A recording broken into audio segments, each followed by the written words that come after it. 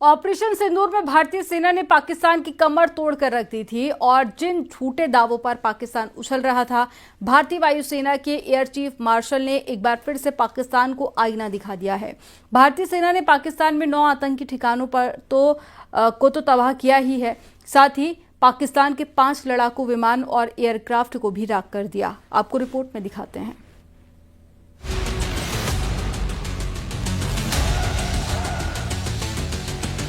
Operation सिंदूर के दौरान पाकिस्तान को मिली बड़ी चोट। पाकिस्तान के 5 फाइटर जेट, 1 एयरक्राफ्ट हुआ तबाह।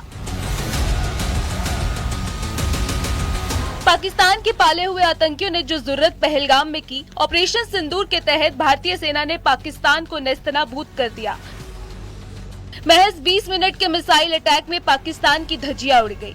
इंडियन आर्मी ने उसके एयरबेस राख कर दिए। पाकिस्तान ने चीनी मिसाइलों का इस्तेमाल किया, लेकिन भारत के मजबूत एयर डिफेंस सिस्टम ने उन्हें कबाड़ बना दिया। बहुत जल्द ही पाकिस्तान को समझ में आ गया कि युद्ध उसके बस का नहीं है और उसने 3 दिन में सरेंडर कर दिया। इसके बाद पाकिस्तान ने भारत से सीज फायर की गुहार लगाने में देर नहीं की। ऑपरेशन सिंदूर पर भारतीय वायुसेना ने सबसे बड़ा सबूत दिया है। भारतीय सेना का पराक्रम तो पूरी दुनिया ने देखा। वहीं air defence marshal AP Singh ने बताया कि आतंक के खिलाफ इस लड़ाई में भारतीय वायुसेना ने पाकिस्तान के 6 विमानों को पूरी तरह तबाह कर दिया था। इनमें 5 फाइटर जेट्स और एक टोही विमान अवाक्स शामिल था। पाकिस्तानी अवाक्स को 300 किलोमीटर की दूरी से मार गिराया गया। ऑपरेशन सिंदूर में पाकिस्तान मुरीदके और बहावलपुर एयरबेस तबाह हो गए। बहावलपुर में आतंकी संगठन जैश-ए-मोहम्मद के हेडक्वार्टर की पहले और नुकसान के बाद की तस्वीरें दिखाई। 7 मई को जिन 9 ठिकानों पर हमला हुआ था, उनमें से एक लश्कर-ए-तैयबा का मुख्यालय मुरीदके भी था।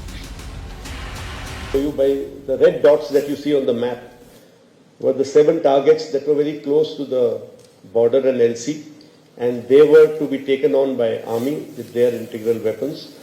And those 2 blue dots, we've drawn them a little bigger. They were the 2 main headquarter buildings, that is Bahawalpur and Muridke, headquarter complexes, not buildings, that were to be taken on by Indian Air Force. Weapons were used in these areas. Their INT agencies were involved, and in the planning we were all, the 3 services together along with other agencies. Air chief marshal AP Singh ने हवाई हमलों का श्रेय S-400 defence system को दिया, जिसने पाकिस्तान की हर चाल की हवा निकाल कर रख दी। Apart from these, the SAGW systems, mostly from, I'm talking about fighter aircraft are from S-400. We have at least 5 fighters confirmed kills and 1 large aircraft, which could be either an ELINT aircraft or an AWNC aircraft, which was taken on at a distance of about 300 kilometers. This is the actually largest ever recorded surface to air kill that we can talk about. And so this plan was discussed. Even the escalation metrics were made and discussed as to where can it lead to, what can happen, and if this happens, what is going to be our response. So it was a nicely planned out effort.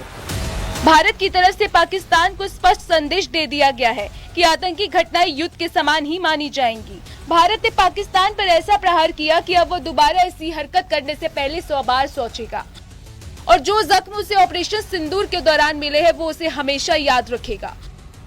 Bureau report, news 18।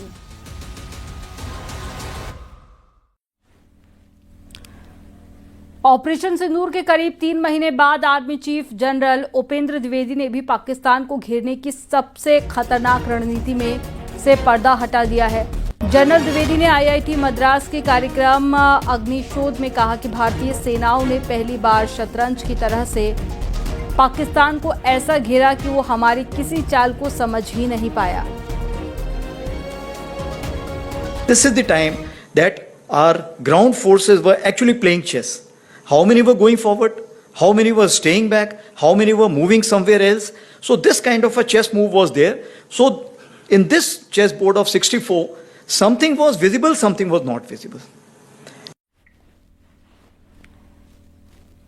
यहां रुकेंगे एक छोटे से break के लिए। आप देखते रहिए न्यूज़ 18।